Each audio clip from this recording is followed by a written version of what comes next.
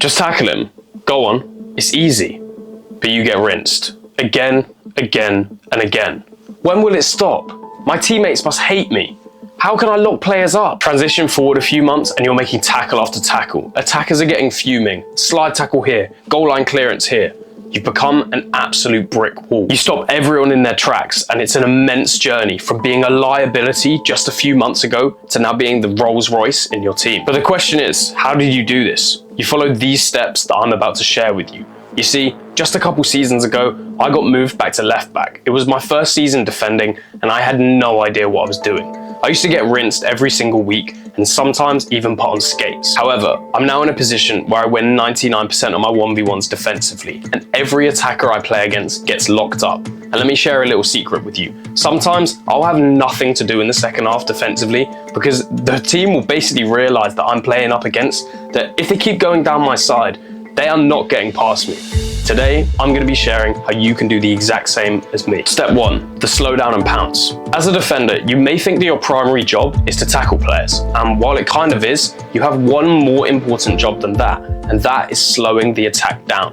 When you slow the attack down, you allow your teammates to get back into position to potentially mark a player who's going to be in there for a cross or get in the way of another shot. So how do we do this? Firstly, we need to work out if the attacker is left-footed or right-footed. This is going to give us a really good base point and understand which side they might be going down and the potential risks of whichever side they're going down. As well as this, you can work this out pretty early on, but it's just a base point that we need to recognize. You can work this out pretty quickly in a game. Then as he runs at us, we jockey. We get super low to the ground, knees bent and stance to one side, and just let him run at you, no diving in. And this is where it gets interesting, because if you're playing against a poor player, you've already done enough. If they take 10 touches dribbling at you, they are going to take a bad touch out of those 10. One of them will be a bad touch and you'll be able to swoop in and win the ball. For the better attackers, they're going to try and chop you up inside, outside, inside, outside. And your job here is to not take the bait. Don't dive in, because if you dive in, then you risk letting them get a free one-on-one with your goalkeeper or getting a free cross in. Remember, your primary mission here is to just slow him down. If you slow him down enough, he's likely going to pass backwards and the attack will be completely dead. And once he's in this position where he's running at us, we actually want to control him. And what I mean by this is you can stance up in an angle that almost begs him to go down one side. So for you, if you're a left-footed player, you probably want him to go down his right side and your left side because that would be easier for you to tackle. And the way that you do this is you kind of just ease off him. You show him the space one way, and trust me, the more space that you show him one side, the more likely they're going to take that side.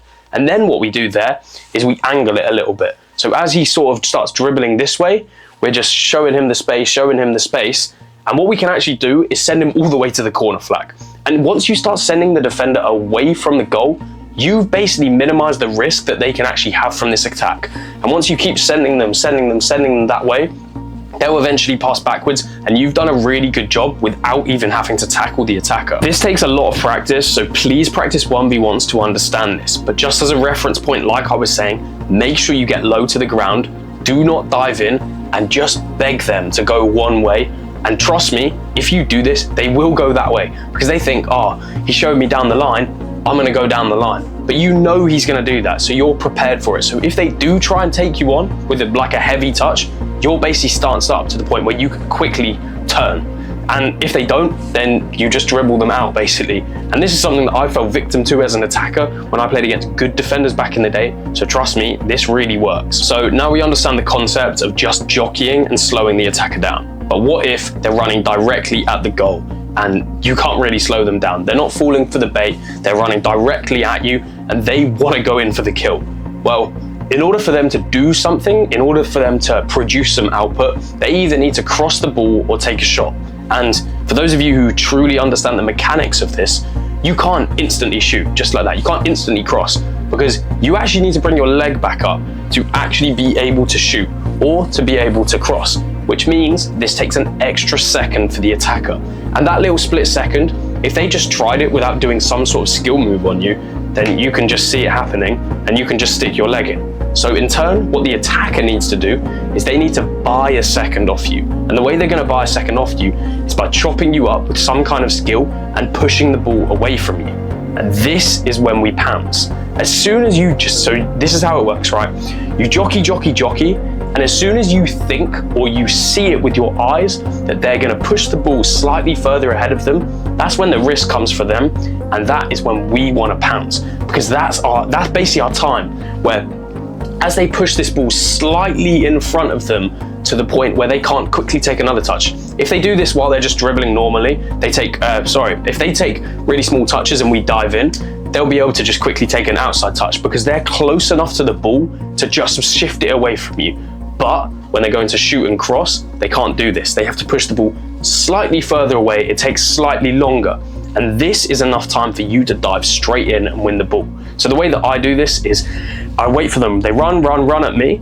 And then as soon as they do that little push past me, I basically beg them to push the ball past me or to cut in. I beg them to do it. And as soon as they do it, because I'm prepared for it, they push that ball, they give me their little extra second to make my tackle, and I go in for the kill and I make that tackle. So the key takeaway here is jockey, jockey, jockey until there's risk of them being able to cross the ball or for them to shoot.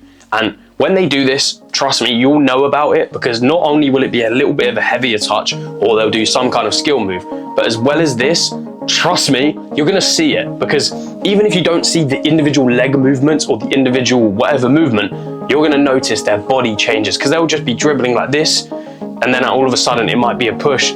You'll basically see it, and once you start to recognize this, you will realize, oh, he's going to do this, he's going to do that. But the only way that you can build this muscle memory and just understand what attackers are going to do is by getting yourself in the position where you're constantly defending. And you're not just going to get that through playing matches. For you to be able to build up this pattern recognition, for example, if an attacker does a step over with their left foot, they're going to push the ball right outside. For you to be able to build up the muscle memory and just the pattern recognition to understand that that's going to happen, you have to be defending over and over again. You have to defend loads of different players. And if you just want to do this through games, it's not going to be easy. You're going to be like this. You will slowly improve, but it's going to take many, many years. So to fast track this progress for you to understand how to actually defend, now you know the jockeying thing, right? You understand the mechanics of it and how to actually properly defend. But for you to learn it truly with your legs as well, you need to be in this scenario hundreds of times. So please practice 1v1s, not only just with one player, practice it with a variety of attackers. And trust me, just do it in your sessions. Just do 10 1v1s, whether you're defending and you're attacking. Do both of them, because when you're an attacker, you also understand what defenders don't like and what they like. You'll recognize more things basically. But just do 10 1v1 defending, and trust me, once you do that, you'll realize, oh, he's going to do this that time, and everything becomes a whole lot easier for you when you take it into a real game. Point 2 is slide tackles, and I know we all want to do slide tackles. They look really clean and it gets the crowd hype when you make a last ditch slide tackle. But the truth is that we don't actually want to do slide tackles, because slide tackles are a last resort, and we don't even want to be in the position where we have to dangle a leg in last second, super risky. So first step, like I said, please understand that you don't want to be slide tackling. It's a last resort. It's still so important for us to learn, and it's actually against the rules at youth football to even teach people how to slide tackle, which is crazy to me. But remember, you don't want to be slide tackling. It's a last resort. However, it's still very, very vital if you get in the position where you have to do it. So firstly, when do we do them? We do them when the ball has gone past us, and the only way we can reach it is with a slide. So what would this actually look like? What are the scenarios like this? This is if an attacker's chopped you up and they're cutting inside of you, or if they've pushed it past you and you are a good foot behind the actual player. But what is the actual technique for slide tackling then? Well, there's two. The first one is one that you're not going to use often, but it's still so important just in case you get into the scenario. And it's where an attacker's running at you and they chop you up. They start to come inside, or they go on the outside if they've chopped you up the other way. And this is where you're mid-turn, you realize what they're doing, and then you drop straight to the floor and you stick that other leg out. And trust me, you're not going to need this very often, but if it does happen, it's a great move, and it also looks good as well. The technique for this is very, very self-explanatory. It's literally drop instantly to the floor and just stick that opposite leg out. Second is the classic, and this is a hook slide tackle. The way that this works is with your non-dominant leg or your non-slide tackling leg, you lead out. So this one goes straight along the floor just like this. Then the one that follows is the one that you're going to tackle with. So your opposite leg will come over this one, and then you'll be able to reach the ball. But this still isn't enough, because in order for you to actually get the ball, you have to come around. So you've got that opposite leg on the floor, the one that you're not tackling with. This one's sliding out. If you just did this, you're just going to keep sliding. Then the other leg that you're going to tackle with comes on top of it, and then it scoops around. Your ankle just scoops around and hooks it. Remember, we don't want to be doing this studs up, because then we've got a really high chance of getting a red card. But with this one, the technique's very simple. I'd recommend just practicing. You can just practice this yourself. You're not going to need this loads. You don't need to practice it loads. If you just do a couple practices just to understand the technique, so it's not completely alien to you when you do it in a game, that will help you. But literally, the way that you want to practice this, don't practice it loads and loads. Just do it a couple times at the end of the session. Kick the ball past you, run after it, slide. Opposite leg comes out in front like this, flat. Obviously not your studs up, like this. Then your tackling leg comes here above it, and then you hook round. Very, very easy. Trust me, this isn't going to be a thing that you have to learn over years. You can get this with just 1 or 2 practices, and it looks so good on the pitch. So now you understand how to win every 1v1 defensively. But without point 3, you won't be able to do any of this. And point 3 is concentration. As a defender, concentration is so key. It's the difference between a perfectly timed tackle that wins your team the game, or giving away a penalty in the last minute. So now you understand how important it is. I'm going to give you a few things that you can do to improve your concentration. And as well as this, trust me, this comes from the heart, because my concentration, especially when I was younger, was not good enough. It's something that I've really struggled with, and it showed on the pitch. However, once I implemented these 3 tactics, my concentration improved so much. I was able to get into the flow state easier, and in turn, my tackling became so much better. First is meditating before a game. This helps so much because it firstly trains you to be present in the moment, and this means being present with your thought, deciding what thoughts you're going to have, not having this TikTok brain where you're just randomly going cuckoo. This is not going to help you in football, because you're going to be you're not going to be able to concentrate basically. So meditate before a game, and as well as this, it helps calm your thoughts down, it helps calm your breath, and this basically translates directly into defending, because you need that concentration. You need to be present in the moment and just focus on the ball. Second is sleeping 9 hours. This is so key, and let me tell you, if you're playing a game where you're sleeping 6 hours, 7 hours before, 7 is not good enough, okay? You need to be sleeping at least 8.5 hours to 9 hours of a game, because this is that basically means you've rested more, right? And when you've rested more, your reaction time's better, you can concentrate better, and it's so key. If you're getting 6 to 7 hours of sleep before a game, let me tell you that it's effectively like playing a video game on the wrong servers. You're on like 70 ping, when that means, like, literally as a defender, timing is everything and concentration is everything. So if you're playing the game on 70 ping, then you're going to be doing all these delayed actions, and trust me, it's not going to be a good look. So please take your sleep so seriously. And finally, not scrolling loads and eating a healthy diet. When we eat poor food, it basically removes our brain's ability to think and concentrate, because we get all this sugar rush which goes everywhere around our body. And trust me, it's not a good look for even being able to think. And the other side of this is when we're constantly scrolling, this ruins your brain's dopamine receptors, and it trains your brain to basically go, I need dopamine, because that's the same thing as what you're doing when you're scrolling through Instagram Reels all night.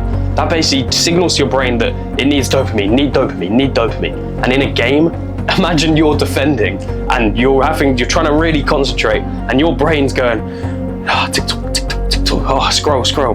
That's basically what's happening in the back end. You're looking for dopamine, and you're not going to be able to concentrate right. So please listen to my advice. Get really good sleep, meditate before your games, don't eat bad food, and stop scrolling on social media, because this is the keys to being able to concentrate in game. And if you can concentrate, trust me, you will perform on the pitch. That's it. I hope this guide has helped, and please let me know how you get on your next game in the comments after taking this advice. As well as that, and as always, my free training will be in the first link in the description. Go check it out. I'll send you a bunch more advice and a load more free tips. That's the end of the video, and I'll see you in the next one.